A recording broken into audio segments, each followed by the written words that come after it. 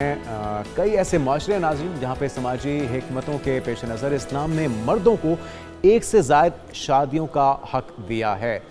मौजू बड़ा हसास है और इसे बीवियों के दरमियान अदल इंसाफ से मशरूत भी किया गया है हमारे मज़हब में। अगर मर्द एक से ज़ायद बीवियों में अदल कायम ना कर सके तो उन्हें एक ही निकाह करने की तलकीन भी की गई है और ये वाज़ेह कहा गया है कि आप दोनों बीवियों में या तीनों या चारों बीवियों में अगर इंसाफ नहीं कर सकते तो फिर आप एक ही बीवी पर इक्तफा करें। तो ऐसी सूरत में दूसरी शादी पर एतराज़ गैर अक्ली अमल है अगर आप इंसाफ कर सकते हैं। तो हमारे माशरे में अजीब व गरीब रवैया पाया जाता है अमूमी तौर पे। दूसरी शादी की इजाज़त ख़ास मकसद के तहत दी जाती है, यानी दूसरी शादी या तो यतीम की परवरिश के लिए होनी चाहिए या फिर हुसूल औलाद के लिए। तो इन मकासद के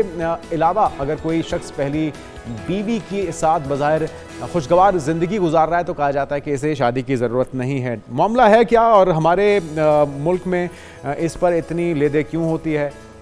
वैसे जो सर्वे हमने देखा रिसेंट 80% से ज़ायद मर्द दूसरी शादी के चक्कर में हैं, लेकिन उसमें मेरे ख्याल में शायद 2 या 3% भी दूसरी शादी करने में कामयाब तो नहीं हो पाते। मुख्तलिफ वजूहात हैं, इस पर डिटेल में बात करते हैं क्योंकि मामला जो है दिलचस्प भी है और अहम भी है। डॉक्टर समिया अतर साहब हमारे साथ मौजूद हैं, लाइफ कोच हैं। डॉक्टर साहब आपको वेलकम कहेंगे। डॉक्टर साहब आखिर क्यों इतना मायूब माना जाता है हमारे मुल्क में? क्योंकि बहुत से ऐसे मुस्लिम कंट्रीज़ हैं, गल्फ़ की अगर बात की जाए वहाँ पे तो आम सी बात है दूसरी तीसरी चौथी शादी करना, हमारा मज़हब भी इसकी इजाज़त देता है, लेकिन यहाँ पे इतना इस पे एतराज़ क्यों होता है? मरने मराने की बातें भी होती हैं यहाँ पे। तो जी, इसमें दो चीज़ें बहुत अहम है। जी जी पहली चीज़ तो ये है कि इसके अंदर मर्दों को जो अल्लाह सुब्हानहू व तआला ने अदल करने का हुक्म दिया है, तो अगर हम देखें तो ये एक बहुत मुश्किल टास्क हो जाता है और इंसान को हर दिन हर लम्हे अपने आप को एक कसौटी पे परखना पड़ता है कि क्या वो अदल कर रहा है कि नहीं, क्योंकि अदल ना करने की सूरत में फिर अल्लाह ताला की तरफ से उस इंसान के लिए बहुत ज़्यादा पनिशमेंट है। एक तो ये बात है। दूसरी बात ये है कि अगर आप इसको सोशली देखें तो हम जिस खित्ते के अंदर रहते हैं, इस खित्ते की अपनी एक हिस्ट्री है और इस जगह का अपना एक कल्चर था, अपना एक रिलीजियस बिलीफ था। इससे पहले कि यहाँ पर इस्लाम आता, इस्लाम आने के बाद भी हम सोशली कल्चरली जो है वो उन अकायद से मुतासिर रहे। और आपको जैसा कि मालूम है कि हमारे साथ जो दूसरे मज़ाहिब के लोग जी हाँ, यहाँ बरसग़ीर रहते थे, में मुस्लिम और हिंदू जो हैं वो आपस में एक तवील अरसे से रहते चले आए हैं और हिंदू मज़हब में तो इजाज़त है ही नहीं, तो फिर शायद इस वजह से ज़्यादा मायूब समझा जाता है हमारे इसमें माशरे में।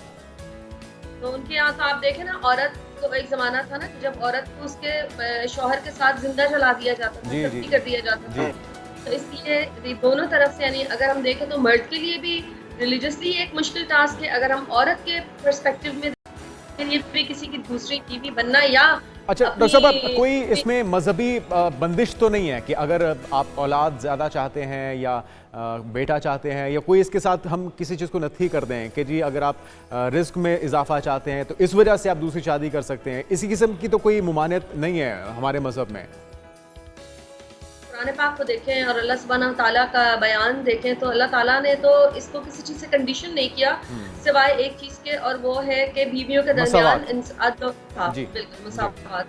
और किसी चीज़ से कंडीशन नहीं किया अल्लाह सुब्हानहू तआला ने इस चीज़ को। इवन हम जो कहते हैं कि पहली बीवी की इजाज़त ज़रूरी है, ये भी जो है ये पाकिस्तान के बेसिकली आइली कवानीन का हिस्सा है, ये हमारे मज़हब में नहीं है। और आइली कवानीन जब बनाए गए तो उसकी अपनी कोई सोशल ग्राउंड्स थी कुछ हकूक़ को, औरतों के हकूक़ को तहफ़्फ़ुज़ देने के लिए बनाए गए।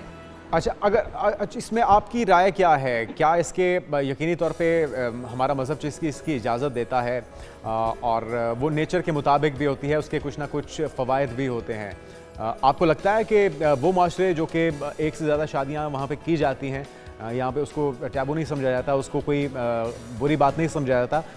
वो माशरे उसमें ज़्यादा फ़वाइद देखे गए हैं दोनों लाइफ पार्टनर्स के दरमियान में? अच्छा, इसके अंदर पहली बात तो ये कि जहाँ अल्लाह और उसके रसूल का हुक्म आ जाए वहाँ किसी भी इंसान की ज़ाती राय की कोई अहमियत और हकीकत बाकी नहीं रह जाती। ठीक है। हाँ, और लेकिन हम ये ज़रूर देखते हैं कि जिन माशरों में निकाह को मुश्किल कर दिया गया है उन माशरों में ज़िना आसान हो गया है। तो ये एक माशरती ख़राबी की वजह भी है कि हमने किसी इंसान के लिए जायज़ और हलाल तरीके से उनकी ज़रूरत को पूरा करना इतना मुश्किल कर दिया है कि उसके बाद अब वो تو آپ کو لگتا ہے ڈاکٹر صاحب یہ یہ رویہ کبھی بدلے گا یا یہ جیسے چلتا آ رہا ہے ویسا جائے گا؟ میں ذاتی طور پر یہ سمجھتی ہوں کہ کیونکہ اللہ سبحانہ و تعالیٰ کا حکم ہے، تو جتنا زیادہ ہم اپنے دین کو سمجھیں گے، اللہ تعالیٰ کی حکمتوں کو سمجھیں گے، اور جتنا زیادہ ہم اس چیز پہ یقین رکھیں گے کہ جو پرووائڈر اور پروٹیکٹر ہے وہ اللہ ہے، کوئی انسان نہیں ہے، اور جب ہمارا مقصد حیات اللہ کی رضا ہوگی، کسی انسان کو ون کرنا نہیں ہوگا، تو پھر یہ سارے معاملات بہت آسان ہو جائیں گے انشاءاللہ۔ ٹھیک ہے، اور برابری اور مساوات اور انصاف کی جب آپ نے بات کی، یہ کتنا مشکل ہے اور کرنے کے لیے مرد کو کیا کیا چیزوں کا خیال رکھنا پڑے گا پھر؟ دیکھیں، جو برابری اور مساوات ہے نا، یہ بیسیکلی ظاہری معاملات میں ہوتی ہے، ٹھیک ہے، کیونکہ رسول اللہ صلی اللہ علیہ وسلم کی حیات مبارکہ کو اگر ہم دیکھیں تو ہم یہ دیکھتے ہیں کہ ان کا جذباتی طور پر جو رجحان تھا وہ حضرت عائشہ رضی اللہ تعالیٰ عنہ کی طرف زیادہ تھا، اور اگر ہم حدیث کی کتاب میں دیکھیں تو ہمیں آپ صلی اللہ علیہ وسلم کی یہ دعا ملتی ہے کہ انہوں نے فرمایا کہ اللہ تعالیٰ مجھ سے ان معاملوں پہ مواخذہ نہ کرنا جو میرے دل کے ہیں، جن پر میرا اختیار نہیں ہے۔ تو کسی سے محبت کم یا زیادہ کرنا یہ انسان کی بس میں نہیں ہے، لیکن جو ظاہری معاملات ہیں ان میں عدل رکھنا اور مساوات رکھنا اور ایکویلٹی رکھنا، ٹائم کی ڈسٹریبیوشن ایکول رکھنا، فائننسز کی ڈسٹریبیوشن ایکول رکھنا، تو یہ انسان کر سکتا ہے، یہ ناممکن نہیں ہے، اگر انسان چاہے تو کر سکتا ہے، بالکل ہیومن کیپیسٹی تھی تو اللہ تعالیٰ نے فرمایا نا۔ بالکل ٹھیک ہے، تو آپ خواتین کے ایک مشورہ اور آپ کے پاس جو زیادہ تر کیسز آتے ہیں، کس طرح سے آپ قائل کرتی ہیں ان کو کہ آپ نے اپنے جذبات کو قابو رکھتے ہوئے اللہ کے حکم کو، اس کے دین کو فالو کرتے ہوئے اپنی زندگی کو آسان بنانا ہے؟ دیکھیں، اس کے اندر نبی صلی اللہ علیہ وسلم کی ایک اور حدیث ہے، ابو داؤد میں آتی ہے کہ رسول اللہ صلی اللہ علیہ وسلم نے فرمایا کہ اگر تمہیں یہ لگتا ہے کہ تمہاری بہن آ کر تمہارے حصے کا کچھ لے جائے گی تو یقین رکھو کہ تم تک جو پہنچے گا وہ اللہ نے تمہارا مقدر جو لکھا ہوگا وہ پہنچے گا، اور اس تک جو پہنچے گا وہ اس کی تقدیر پہنچے گی۔ تو آپ کوئی نہ آپ کا حصہ لے رہا ہے نہ آپ کسی کا لے سکتے ہیں، یہ تو اللہ نے طے شدہ امر کر دیا نا، تو پھر آؤٹ آف فیئر رہنے سے جینے سے کوئی فائدہ نہیں ہے۔ اور اگر ہم اپنے آپ کو سبمٹ کر لیں، ہاں، اسلمت لرب العالمین، اللہ تعالیٰ سے حضرت ابراہیم نے فرمایا، اللہ تعالیٰ نے قرآن میں فرمایا ادخلوا فی السلم کافہ، اسلام میں پورے پورے داخل ہو جاؤ۔ ایسا نہیں ہے کہ کچھ چیزوں کو مان لو اور کچھ کو نہ مانو۔ تو عورتوں کو آدمیوں سے بھی یہ شکایت ہوتی ہے کہ وہ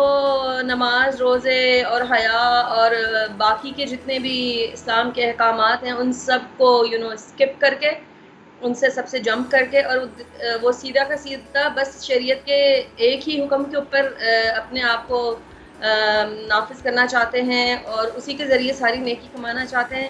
تو یہ دونوں طرف سے پھر بیٹھ کر بات چیت کی جاتی ہے تاکہ باہمی مصالحت ہو جائے، اور ڈیفینیٹلی عورت کو اس معاملے میں اپنا دل بڑا کرنے کی ضرورت ہے، کیونکہ اللہ کے سامنے حشر کے میدان میں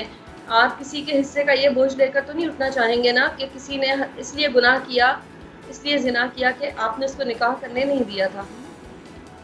ٹھیک ہے، بہت شکریہ شکریہ ڈاکٹر سمیہ عاطف صاحب ہمارے ساتھ موجود تھیں، اور جو اللہ تعالیٰ کا حکم ہے اس کے مطابق اگر آپ انصاف کر سکتے ہیں، عدل کر سکتے ہیں، برابری کر سکتے ہیں تو پھر آپ ایک سے زیادہ شادیاں کیجیے، اور اگر ایسا نہیں کر سکتے تو پھر آپ کو اللہ کی پکڑ کا سامنا کرنا پڑے گا۔ دونوں مرد ہو یا خاتون، دونوں کو اس چیز کو انڈرسٹینڈ کرنا ہوگا، اور جو شریعت کہتی ہے، جو دین کہتا ہے، اس کا خود کو پابند بنائیے، تو میرے خیال میں آپ کی زندگیاں آسان ہو سکتی ہیں، بجائے اس کے کہ آپ اسی بحث میں لگے رہیں کہ بیوی نے شادی نہیں کرنے دینی اور مرد اسی میں لگا رہا ہے کہ اس نے دوسری شادی کرنی ہے۔ اس سے میرے خیال میں مسئلہ حل نہیں ہوگا، بلکہ کمپلیکیشن اس میں پیدا ہو سکتی ہے۔